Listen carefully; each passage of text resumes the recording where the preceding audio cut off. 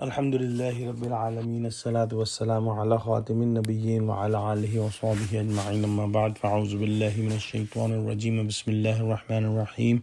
قال الله تعالى في سورة الأنعام: ولقد أرسلنا إلى أمم من قبلك فأخذناهم بالبأساء والضراء لعلهم يتضرعون. Translation: And certainly we had already sent messengers to nations before you. Then we seized them with adversity, poverty and hardships, so that they might humble themselves. This topic came in detail in next surah, Surah Al-Anaam, and inshallah we will study in details. However, this topic is mentioned in this surah as well, and the topic is that Allah subhanahu wa ta'ala is mentioning a law in which whenever a prophet is sent to a specific nation, meaning a Rasul, and try to wake that nation up from the sinful sleep, and they reject the prophet, then Allah subhanahu wa ta'ala will send small tests like poverty and other tests, and if the nation does not wake up even after those small tests, then Allah subhanahu wa ta'ala will relieve these tests from them and will give them more of this world so that they can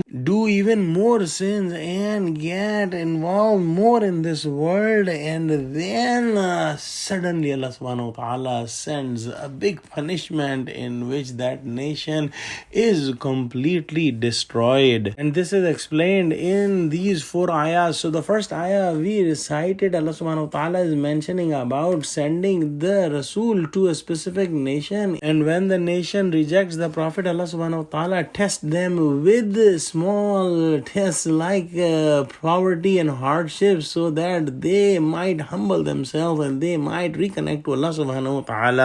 In the next ayah, Allah subhanahu wa ta'ala says, وَلَوْلَا إِذْ جَاءَهُمْ بَأْسُنَا تَضَرَّعُوا وَلَكِنْ قَسَتْ قُلُوبُهُمْ وَزَيَّنَ لَهُمُ الشَّيْطَانُ مَا كَانُوا يَعْمَلُونَ. Translation: So why did not they humble themselves when suffering came to them? Instead, their hearts were hardened, and Shaitan made attractive their sinful acts, alluring and attractive for them.